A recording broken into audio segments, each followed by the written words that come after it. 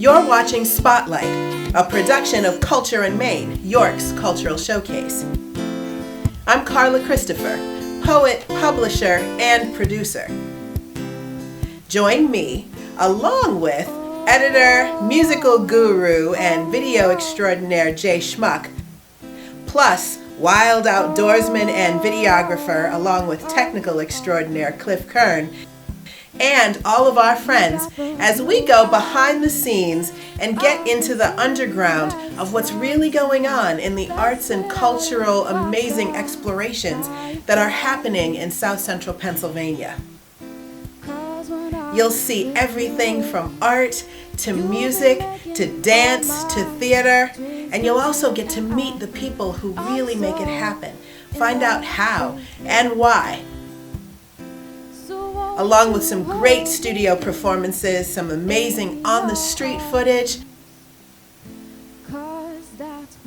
You'll also get the real story, and that's what we're here to shine a spotlight on. Let's go. Hold me in your arms, 'cause that's where I belong. So sit back, take a step on back from this reality, you and me, oh yeah. And we sip and sitting on the beach today, not a worry or in our way.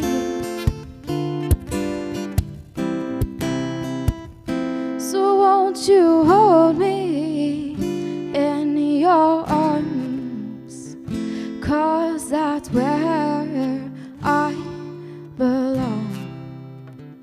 And won't you hold me in your arms, 'cause that's where I belong. And I don't wanna go, I just wanna stay. I don't wanna go, I just wanna stay. Oh, oh, oh, oh. So won't you hold me in your arms, 'cause that's where I belong. And won't you hold me in your arms, 'cause that's where I belong.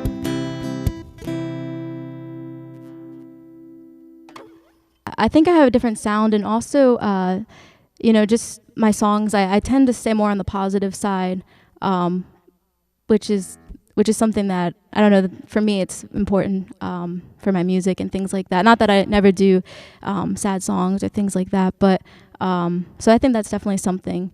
And I also would say I actually have a pretty neat life story, but I don't usually tell many people about it. But yeah, I don't know. Welcome to Bookstar Royalty.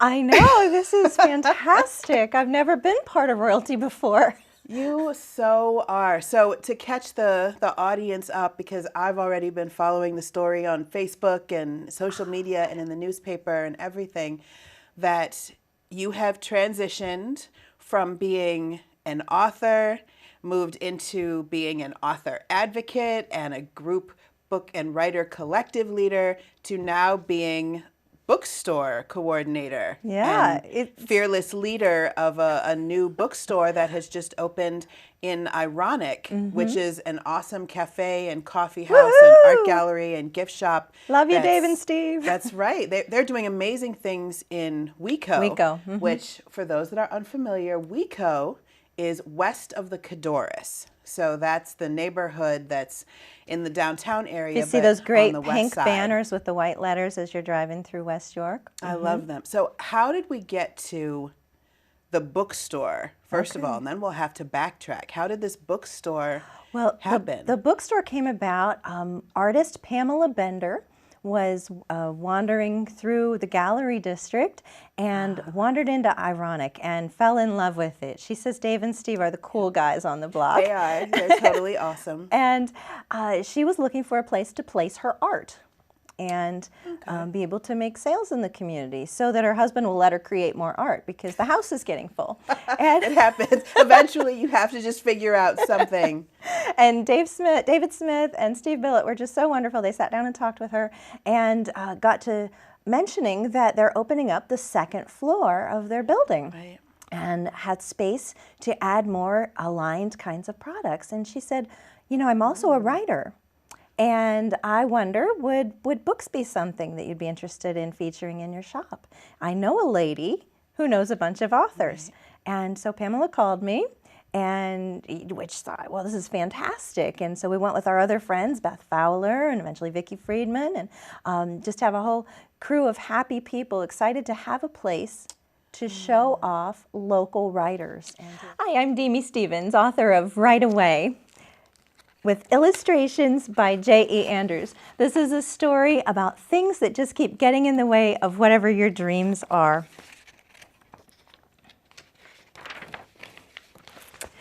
Melvin has a dream, and he dreams about writing, about his hunk of cheese. It's his favorite thing. Look where Melvin is sleeping. He has a flip-flop for a bed. That cheese, its taste, its color, and its smell just bring him to his knees. With purple crayon, he writes away until he hears his mother say, I don't know if things get in your way when you're trying to do something, Melvin, clean up your room. Now, Melvin is a very nice boy, so he answers, right away, Mom. And when he's cleaning up his room, he does have kind of a messy room, he's going to find something that may help him on the way to finishing his journey. And that feather, he's a very creative little mouse. He's going to turn that into a quill pen. So here he sits back at his desk again, with quill in hand. He writes away until he hears his father say, Melvin, take out the trash. Right away, Dad. And like a good little imaginative mouse, when he's taking out the trash, he finds a berry bush right next to him. And he thinks, oh, maybe that could make ink for my quill pen. A fresh new sheet, he takes his seat. He's at school now. Until Miss Stevens does repeat. Oh, she's a nice teacher too. Melvin, answer the question. Right away, teacher, he says. But stuff keeps getting in the way, and poor Melvin is afraid he's never going to be able to finish writing his book. With cheese in hand, tears in his eye, until he hears his grandma cry, Melvin, just sit down and write. Right away, Grandma. Right away, Melvin. I love it when Grandma saves the day. If you have a dream of writing, it can come true, just like Melvin's. So now, Year of the Book is the store, but Year of the Book existed before it came in store format. What exactly was Year of the Book before it evolved into this physical site? I always anticipated that we would make books. And I dangled this carrot. I said, okay, everybody, okay, Carla, if you can get a finished product, your book, done in the next 12 months, I'm going to create the book launch for us. I'll create a gala event where you can feel like the debutante coming out, you know, massive party celebrating. The book coming out ball. Celebrating you and your words. And we invited in a New York Times best-selling author. That first year was Linda Castillo, right down at the library. And in one afternoon, we had 35 people finish their books that year. That was incredible. That's amazing. And in one afternoon, 25 of those authors were able to be there. It was a bye day for the Ravens, so you know, there's a lot of planning going into that, right? It's a challenge. And Linda Castillo came up. She writes Amish murder mysteries, and so we were hoping her next huge. series will be based in Lancaster, right? Yay. Yeah, absolutely awesome. And 500 people came out to help us celebrate that local talent. Wow. So here I am, year of the book, right? I'm like, that was 12 months of crazy. And these authors are asking me, okay, I have another book I want to come out with. What do we do next year? When does the next class start? What are we? And I'm like, dude, it said year of the book, not decade of the book. Right.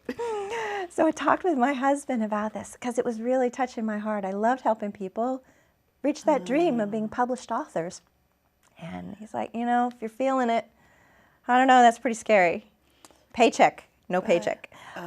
So, I laid it all out, created a business plan, and we made Year of the Book a local publishing company. I started playing music. I was at a friend's house and they were jamming, and they discovered I had a little bit of rhythm and tempo. So the very first instrument I really started playing was the drums. And I grabbed some drumsticks and started, tapping along with them. And one thing led to another. He bought a drum set because, we were kind of starting a little garage band, and did that for a little while. And, while those guys were playing guitar, I showed a little bit of interest in that, told my mom about it. A year went by and I got my first acoustic guitar. And, was learning a couple chords here and there. Meanwhile, I was also playing drums with some friends and playing hand percussion. And I was really inspired with music with the Grateful Dead. I guess that was my first connection to performing and playing music. And I listened to rap and rock and R&B and country and bluegrass. And, the Grateful Dead hit a lot, jazz. The Grateful Dead hit a lot of those topics early on when I was starting to, become a musician. And so I learned a couple chords on guitar, and from there we kind of formed, another garage band. And that was the early on stage of my very first performance was, and I'll never forget because I have it on VHS. It was like February 23rd, 1997 was the very first show where people actually came, and it was kind of a private party kind of deal, but still have that on VHS. Need to convert that to digital someday. But all right, this first song here is titled "Long Gone." I claim it's the saddest song I've ever written, and it goes like this.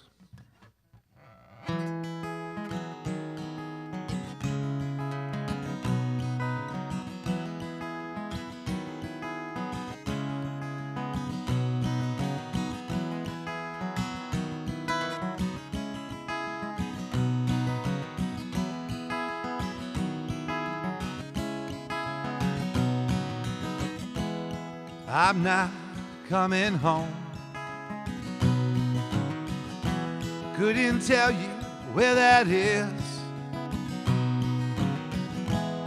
These chains grow tighter, and my mind is such a mess.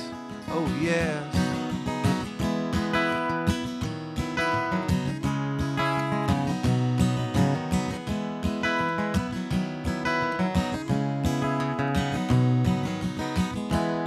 I'm all grown up now,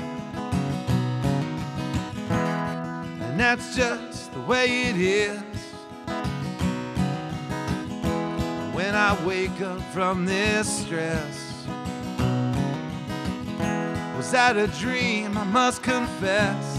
Oh yes. And I said, will you miss me? Will you miss me when I'm gone? When I'm gone, I'm long gone. Will you miss me?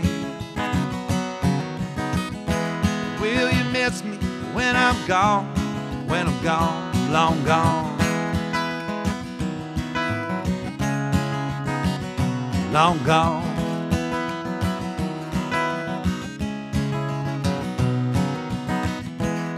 I'm not gonna love you. What was I supposed to do? All these thoughts, they leave my head. I will think of you instead, yeah.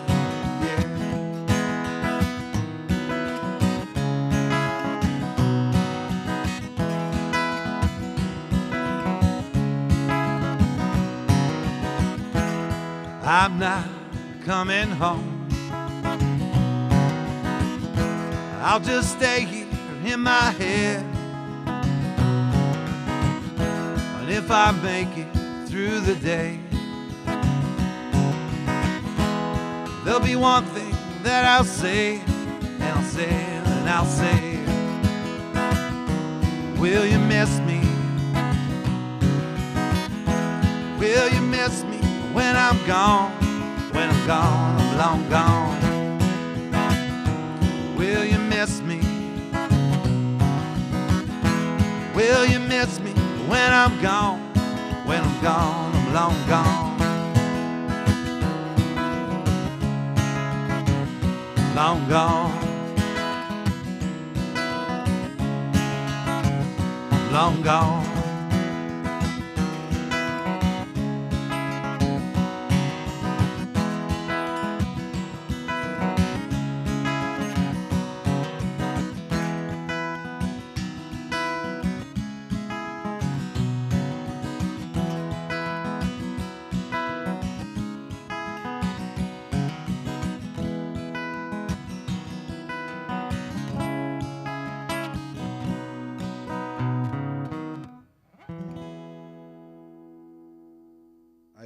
My wife and I, like I said, got married in 2000. We met through music. We sang together. She's an amazing singer, vocalist, and multi-instrumentalist now. I've kind of taught her a few instruments along the way the last almost 14 years now. We've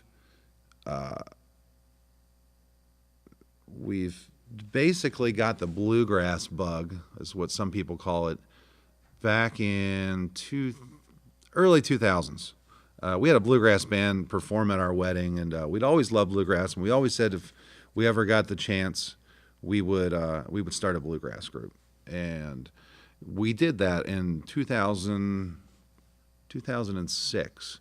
It was our first real string band, bluegrass group, and that's when I began writing some songs. I would, bring these ideas to the table, and really simple 3-chord songs, and with some lyrics behind them. And I kind of wrote a lot of goofy songs at first, just kind of what was on my mind, and playing bluegrass, and it caught some smiles and stuff like that. I wrote some serious stuff, but I was definitely more on the relaxed side of writing. And about that time was when I kind of just started sticking to the guitar more. I'd had these other instruments around for recording and jamming purposes, but guitar then was probably my main focus. Not even as a lead instrument, but more as a rhythm instrument. I always wanted to play lead guitar, and I'm doing a lot of that now. But that was still, it's definitely a bridge that I had to cross, and I'm still crossing it and learning all the time. I'm here with one of the York art scene's greatest founding fathers and original cultural heroes, the incredible artist, one of my absolute favorites, Robert Buchanan. Thank you, Carla. So after as many years as you've been painting, because you said during the 32 years that you were teaching, I was still painting. You were still an artist yeah. in your own right. Correct. And you were painting Correct. your own personal works throughout those years. Right. Plus now that you have retired and are painting full time. Right. You Really are painting more. Really getting to paint. Yeah. You're and still trying new things Exactly. that might totally not work. Yeah. And fortunately, I'm married to a wonderful artist, Barbara Buchanan, and we bounce off each other. So we share a big studio, and I'll say, "Does it look complete? What do you think?" And she'll give me her opinion, and vice versa. So it's wonderful that I have a mirror to look into, which I actually literally do for a painting. I always look at it from a mirror so I can see it fresh. You want to see it always, it reverses it and it's fresh again. Because after a while, and I'll often work on 6 paintings at a time, because I get to a point where I think, if I do any more, I'm going to destroy it, or wreck it. So I stop, put it aside, and then I start another one. I don't know if it's because I'm tired of looking at it, but there is an element I want to keep it spontaneous and exciting. So, I've worked that way. So I get do all you enthusiastic. map the painting out before you begin Yes, it? I think composition is critical. My main idea is don't put anything in the center of the picture, anything important. I always try to avoid that center grid. I do imaginary grid and avoid anything right in the center. So if things are off-centered, that's important. And then I want to get a dynamic lighting effect with the composition. So that's, if I don't have that, I don't feel like continuing. It's not worth pursuing if I don't feel it's a very effective and exciting composition, design. Okay. All right, so in composition, we About have design. to avoid the center, Right, and we have to have some dynamic lighting. right, definitely. Any other musts? And color. And I have to have a really good sense of where I'm going with color, whether it's going to be muted or naturalistic. I do love the atmospheric colors of, even with watercolor, I add white to the paint.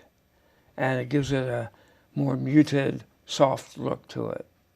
Now, I look at the work of Sargent and Homer and Wyeth for inspiration all the time. Okay. Everybody has their mentors Absolutely. and other contemporary people, but I have a big library and that really helps. I'm always, sleeping, eating, and breathing art. It's just like every day. I feel like I'm a magician. I like to do that. How did he do that? So I want that to be the ultimate effect. Like, how did he accomplish that? It doesn't always work. And many times there are failures. I don't bring those, but we just leave those at you home. just The leave ones those that at you home. like. But you have to be doing it constantly, and you have to be driven and have a passion, which fortunately I have.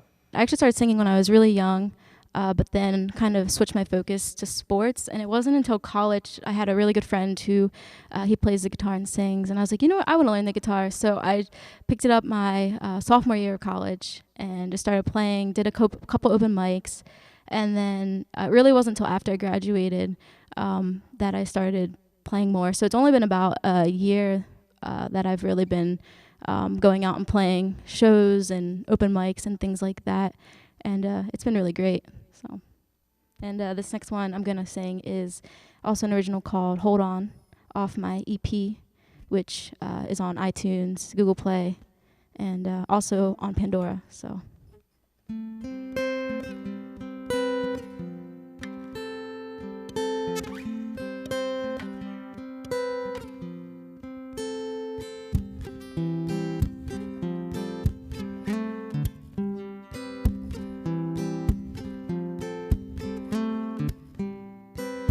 The tide is rising, and this ship is capsizing, and there's been a world on for some time, but I thought it would just pass us on by.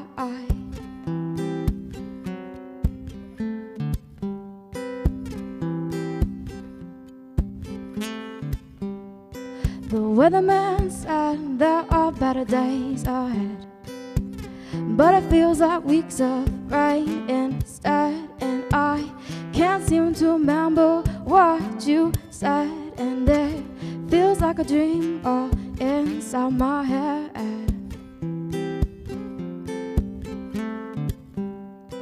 And hold on just a little longer, you don't gotta worry or be stronger, and hold on to that life preserver. It's gonna be all okay. That's what you say. Oh, oh, oh, oh, oh. And can we go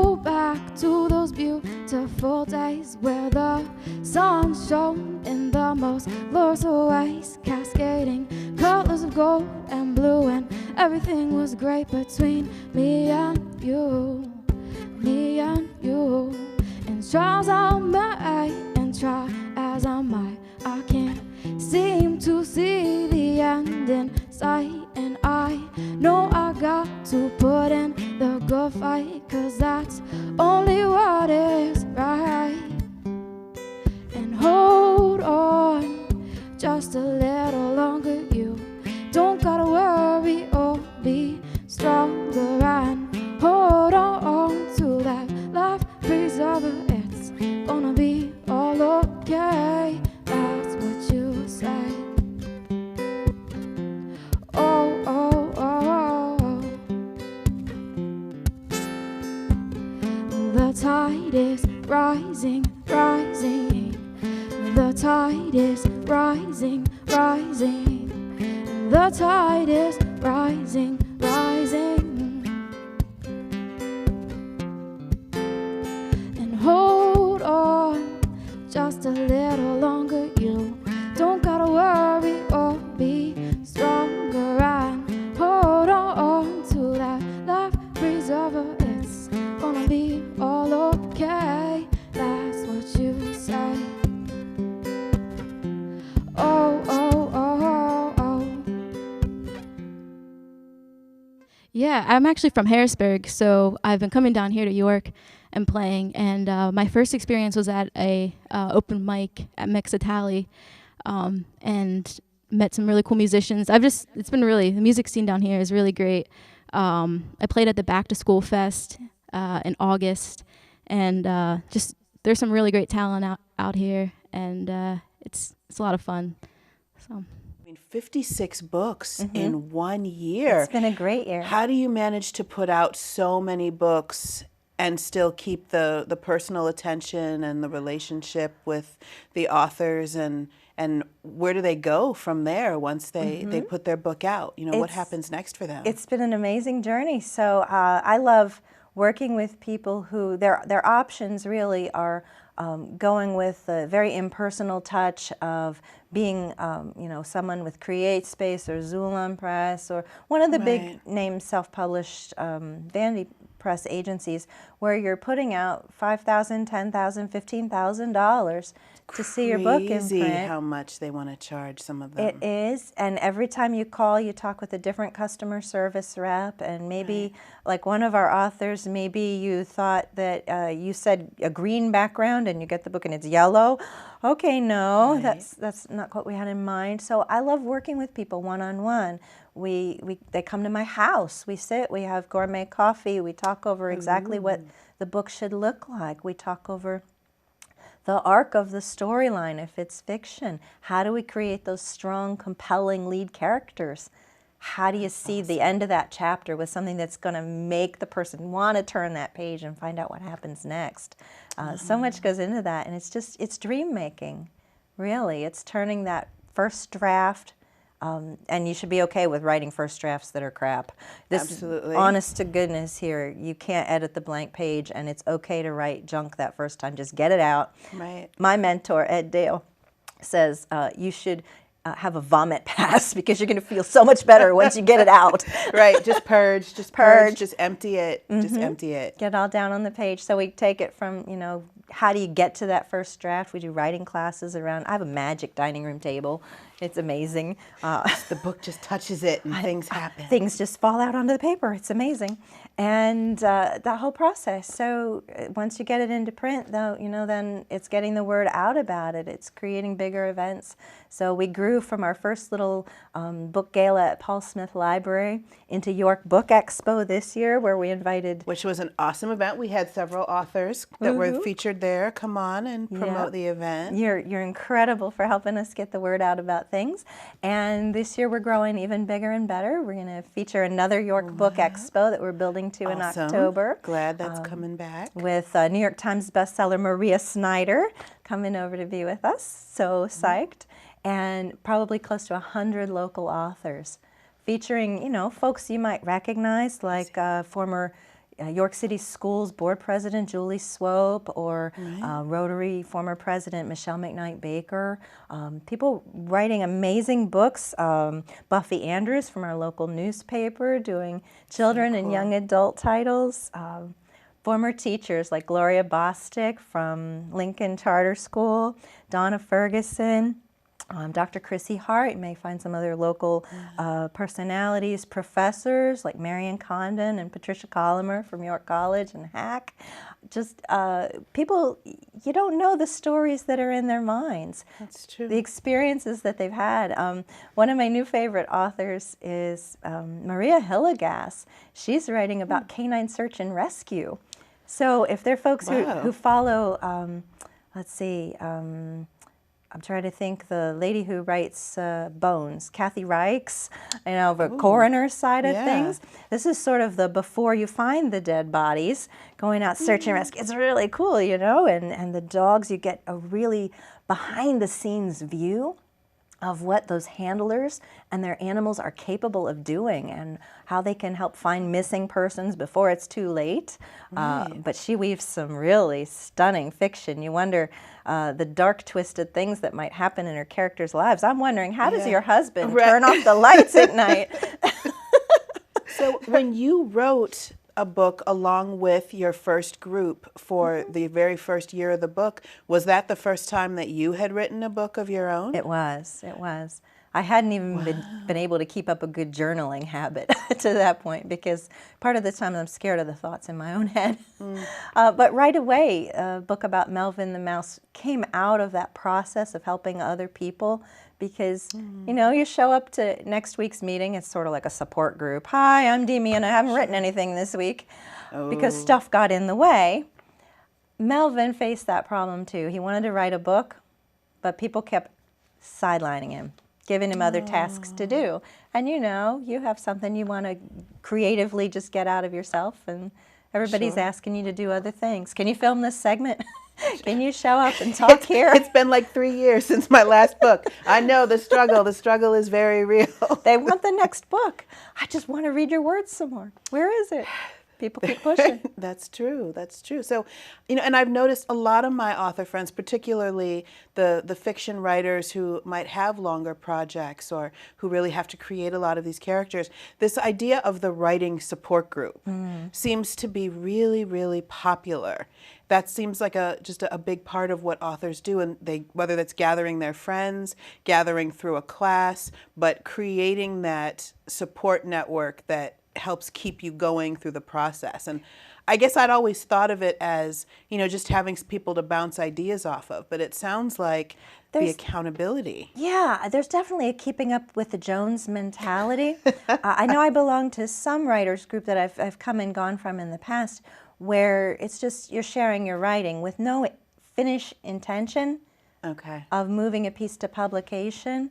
And so I love working with those folks. I love being part of that and getting feedback on my work, because they see things I am too close to see. And that's incredible. There's so much talent right around the neighborhood from us. Oh, yeah. But with Year of the Book Writers Group, the idea is, all right, you got 12 months. We've got a goal, we've got that timeline, and that really was what made the difference. And having that end date of the big event was a huge help too, that goal in mind, that light at the end of the tunnel. I need to get this done. I want to check this off of my list. Because I have more things on the list, quite frankly.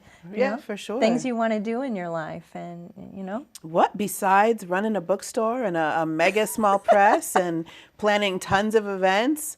So our goal for this year, 2016, is to feature the works of local authors. Even if you're not published with Year of the Book, we're just inviting you in to share your books through Ironic's new bookstore. We'll be on the second floor there and bringing events in, so book signings to feature you. Maybe we'll create events around certain topics depending on the week or the month. Maybe there's illustrated books on First Fridays to go along with the gallery hop. Who knows what it could be, but there'll be something every month as well for writing. So at the store, we're going to bring in people who also have that dream of writing a book. And I hope that you'll find, as you pick up the books from the shelf here, that there are incredibly compelling stories. There are kilt burners going on here. So if you need a good romance, That's serious. Connie's That is sharing serious. Scottish Even Highlanders. craft journals going Yeah. on, and Yeah. some Handmade individual journal from things Buffy happening. Anders here. Gorgeous stuff. And you would think that you would have to go to New York City to find this quality writing, but it's right here in Old York City. Well, you can visit us at the bookstore. Ironic, it also has a great coffee shop. And have you Yes. seen the cinnamon buns with the cream cheese Oh icing? my gosh, they're like the size of your head. I aren't they? know, Oh, it's amazing. They're so delicious. 256 West Philadelphia Street. They're open 7 a.m. to 7 p.m. 7 days a week. Yep. Can't make that any 7, 7, and easier 7. to open, to remember. Or you can email me directly, Demi, D-E-M-I, at YOTBpress, like yearofthebookpress.com. And we'll be happy to get your works included. You can look us up on Facebook, Demi Stevens. Be thrilled to bring another book into the universe. And I needed a place to be inspired, and I love the mountains, so I went for a hike. And I use my cell phone a lot for writing, and I'll get a melody in my head, and I'll get the phone out, the voice recorder, and start singing the song as I'm writing it. And that's been one of my favorite songs that I've written, and it's titled Anna Jean, and that's our daughter's name. And I used that name because I needed a pretty name that would just flow. And it just seemed like one of those bluegrass song titles, Anna Jean. And, so I walked in the woods and I had this idea, and, I sang it into my phone without an instrument, went home right away, got the guitar out, put some chords to it, recorded it. My wife came home, and, I played this for her, and she loved it. And I assured our daughter that it wasn't about her. I just needed a pretty name. And, so that's been one of my favorite songs, that as far as a story that goes with writing. And now it's in full production with our group Mountain Ride, and it's a fun song to play and sing, and people enjoy it. But like I said earlier, my background basically came from a garage, and from 2000 to 2013, like I said, I worked with kids with autism. And it was some of the most rewarding years of my life, and I miss it. I do miss it. But after 13 years, I knew it was time for a change, and my wife could feel it. And she said, at the time I was playing music on the weekends, and she said, why don't you give this whole music thing a try full time? Put in your resignation, and say your goodbyes, and pursue some music. So it's exactly what I did. And with the help of social media, putting it out there, needing gigs or work and stuff like that, or musicians to collaborate with. I mean, within a week or two, I was starting a website, which our first website was aveymusic.com, and that was kind of the musical hub for us to, demonstrate and list and coordinate with 2 or 3 other bands, because at the time I was with about 2 or 3 bands, and that's about what it is right now. And that's, since 2013, I've been doing nothing but music full time. Here, this next one is one I like to call Old Friend. There was an old bandmate, old buddy of mine I hadn't seen in a couple years actually, and out of the blue I get a random text message, and he was dealing with some hard times, and I went and visited him. And while I was there, I got another text message from a friend that I hadn't seen or heard from in probably a year. And, right away I was like, this is definitely a song topic. So I spent, a couple hours talking to the one friend, and then I immediately left there and met up with the second friend, and had some great conversations. And that's what this song here is about. It's called Old Friend.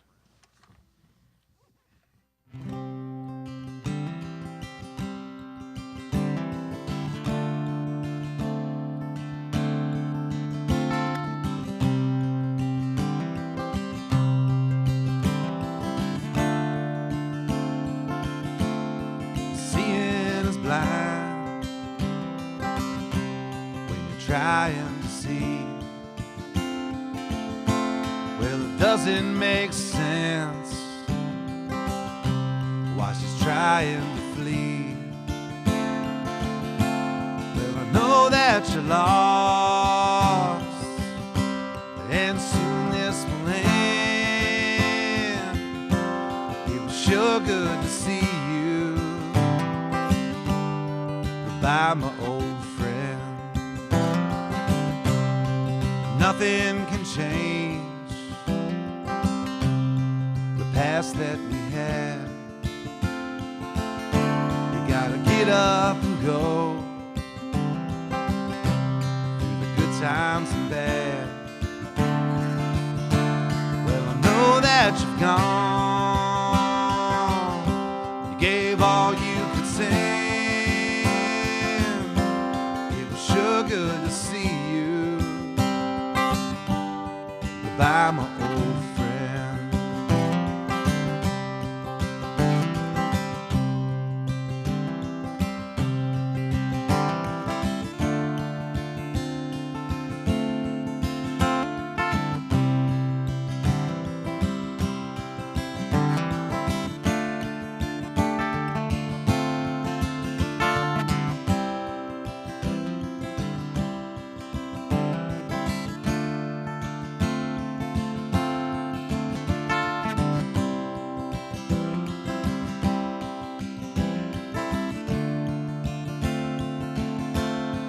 Never give up on the life that you live. You got so much to gain, yet so much to give. But you never lose sight from the light at the end. It was sure good to see you. Goodbye, my old friend. The words that we share still show that you care. Well, I'm still the same,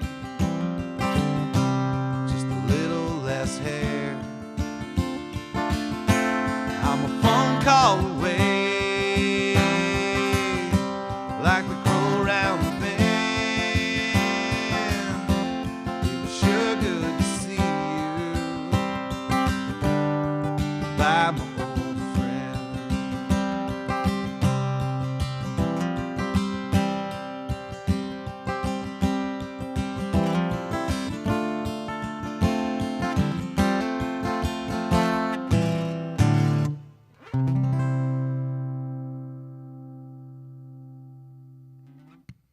Old friend. It was kind of crazy. Our first time coming to York was through like 4 or 5 inches of snow.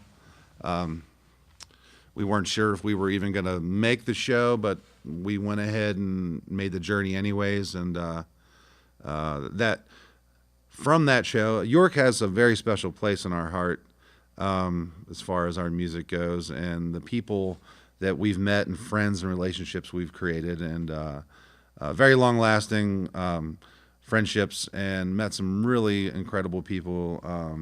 There's a lot of music support in York. So that first show is where we met a couple connections in York, and from there, from the Brickyard, it kind of expanded to the Holy Hound. The Holy Hound was another early place that we played early on, about 3 years ago, two and a half, 3 years ago, and you know, their beer selection is, you know, they got 30 taps and some friendly owners. They're some of the sweetest people that we've met in York, and took us in and you know, made us feel right at home. Let's see where else.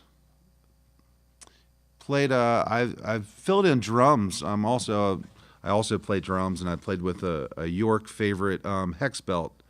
They're a York band, and we got connected with them years and years and years ago, and always heard about the York scene, and you know, they're pretty popular out this way. And I finally got to fill in and play a show with them here in York, and that was pretty memorable for me because they're so popular here, and they're deeply rooted in our area over where we're from, and to get to come over here and play on, you know, in their hometown was pretty special. And let's see where else we played. Played a couple other little bars here and there in the York area, even in the Glen Rock area. I know that's not York, but it's kind of the southern part of York County there. We've ventured into those areas, but it's always fun. Whenever we discovered this back road from our house to York, it took about 45 minutes off of our normal trek out here. So once we discovered that, coming to York was a lot more fun because the drive was a lot easier, and that's kind of a joke we all have back home on our way to York. But so, yes, we'd love to play in York more. I think on an average we play about 6 to 10 shows now a year. But there's always music happening everywhere in York. I love the downtown art scene as far as the sculptures and murals that you can find downtown. It's just very inviting when you're an artist and you're trying to be creative. I mean, music and art go hand in hand, of course. So I have to have classical music or jazz on at all times. Is that's your inspiration music? Yeah, I go back and forth between classical and jazz. Does that change how the painting comes out based on what you're listening to? It inspires me, the music. Especially real subtle classical music that kind of just floats into your mind. You don't have to, you just go into another dimension, so to speak. What excites me is the difference and the variety that I see just in your work. I mean, like you say, as you look, you can see the use of color. You can see a unusual, very dynamic, diffused light that's coming. You can see, you know, the beautiful use of the paint, the softness and smoothness, but yet each one of the samples you brought today are so different. I mean, this is very realistic. I mean, you can see this bed, and you said that was a real bed that you saw on a porch, and you can, even the cracks in the paint are there. But then this one is fascinating to me because when you look up close, it's abstract. Very, I mean, beyond impressionist. It becomes completely abstract. But then as you back away from it, it clarifies into this gorgeous scene looking over a valley in Lancaster. Well, everything is abstract in reality. I mean, that's not really a bed. It's just shapes and designs that look more traditional, like a real bed. These are also shapes and designs. So to me, it's all the same thing. And the mediums, I enjoy all the mediums, like acrylic and watercolor. Here's one in acrylic. It's not finished. I just bought it and it's halfway done, or 3/4 the way done. And acrylic dries really fast. You can't, once it dries, you can't re-wet it and work it. So whatever you put down has to stay. Or oil, you can change and modulate. So each medium has its positive and negative effects. That's true. So with watercolor, you know, you can add a little bit of water, completely change the color and shape. But if there's something you love, you can't touch it because you let that brush come near it, and it's now completely changed. Well, it doesn't forgive. It shows the mistakes then. So you have to be direct. Like, I didn't go back and work on that. I just did it one time. There's a spontaneity that watercolor captures, I think, more than some of the other pieces. The shadows and the lighting and the hidden circles on that. Exciting. I love that. Thank you.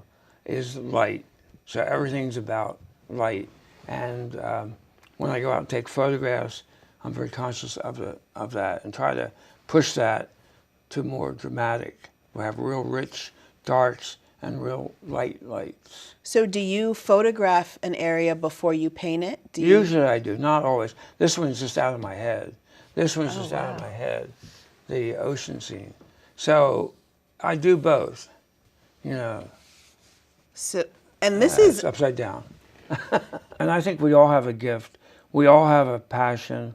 We have to find it. Some people it takes longer than others, but I don't consider mine any greater than yours or anybody else's. I think each person, if they could just tap into the gift that they've been given and go creative instead of destructive. We see a lot of that in our society. But I think people could, if they have the creative side, they could just use it for good, it'd be awesome. Use their powers for good. Right. The arts will teach you how to use your powers for good. Something of that nature. I know it sounds kind of, hyperbolic, but I think it sounds perfect. yeah, I think that's what I'm dedicated to, and I've had some wonderful students who inspire me too over the years. One of my goals was to get on Pandora Radio, which I've accomplished. But for this year, 2016, I would say my big goal focus on this year is just building a fan base and also just playing as many shows as possible. I would like to move into this full time eventually, but really right now just kind of honing my craft and building that fan base. All right, so this last song I'm going to sing is called "I'm Here, I'm Yours," and hope you guys like it.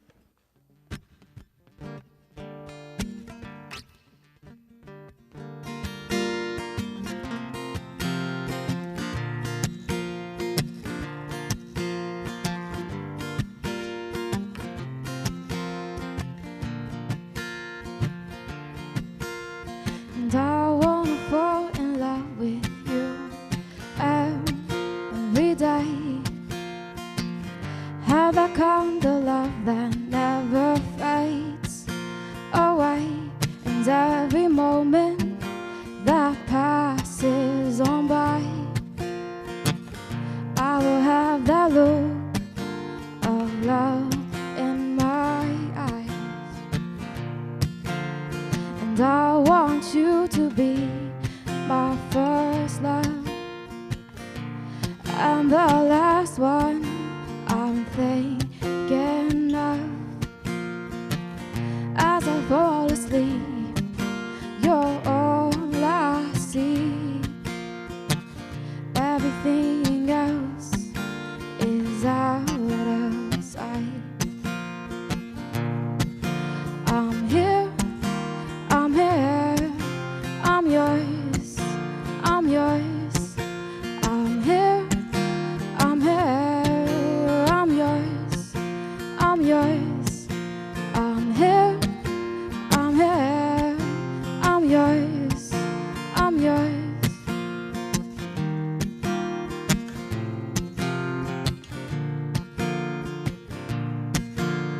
And as I fall asleep, you sing to me, I will always love you. So let me pull you near and whisper in your ear.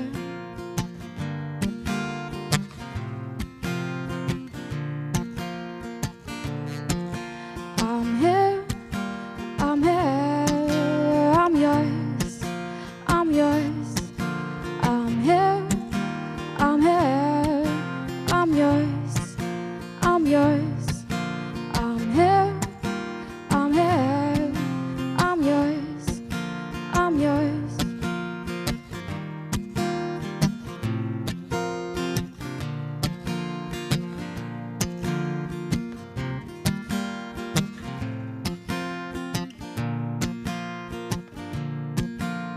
And you make all my fears disappear with the sound of your voice. And you make all my fears disappear with the sound of your voice. And you make all my fears disappear with the sound of your voice.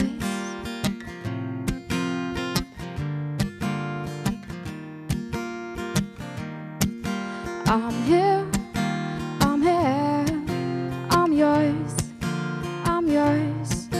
I'm here, I'm here, I'm yours, I'm yours. I'm here, I'm yours.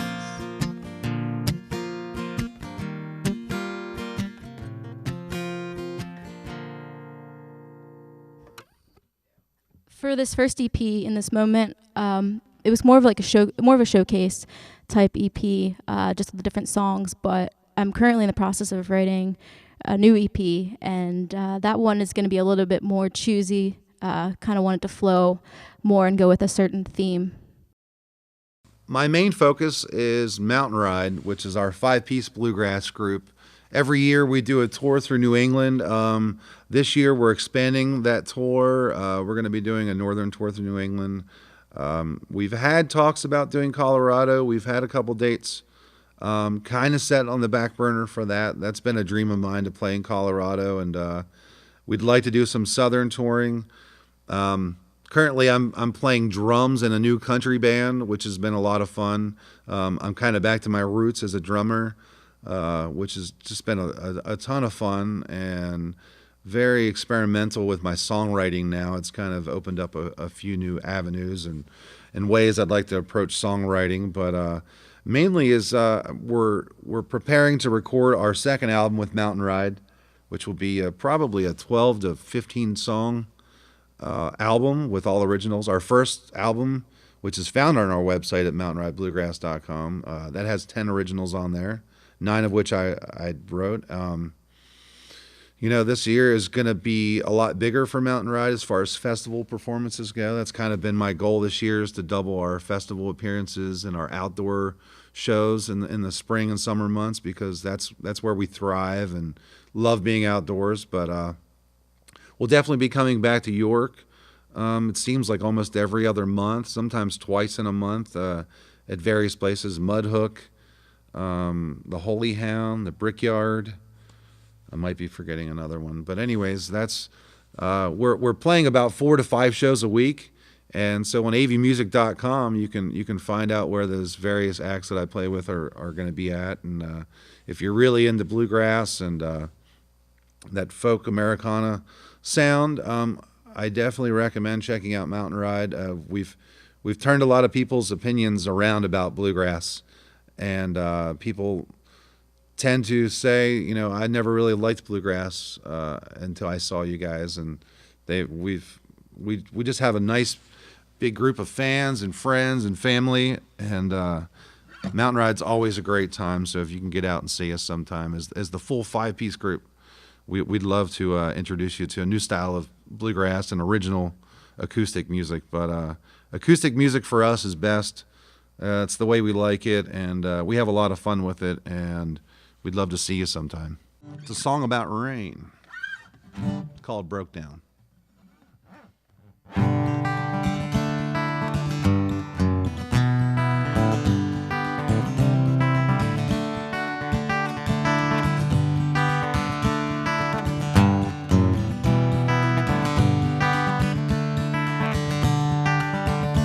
Feel the storm moving, feel the western winds as the waves they crash upon your chin.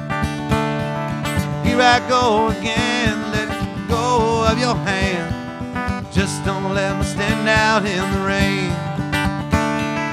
Water moves high above the city sky. The air it now chills my earth and soul. Feeding the hand that brought me to a stand. Just don't let me stand out in the rain.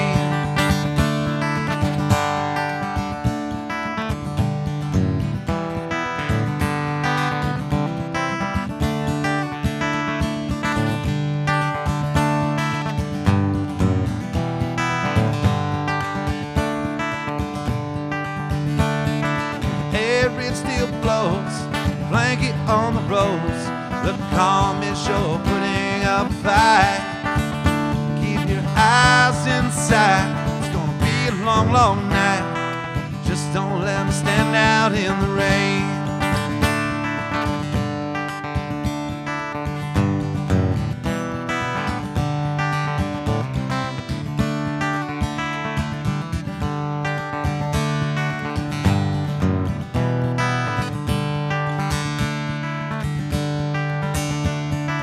Raindrops on the road. Thanks for joining us on another amazing episode of Spotlight, a production of Culture in Maine, York's cultural showcase. We want to hear your ideas, and we want you to be a part of the show. Whether you're an artist or a fan, send us an email to cultureinmaine@gmail.com. Check us out on the web at wrct.tv, or make sure to find all of our past episodes on YouTube at youtube.com/White Rose Community TV. Thanks again for joining us, and have a great week. We'll see you soon, right here on the corner of Culture and Me. Just don't let me stand out in the...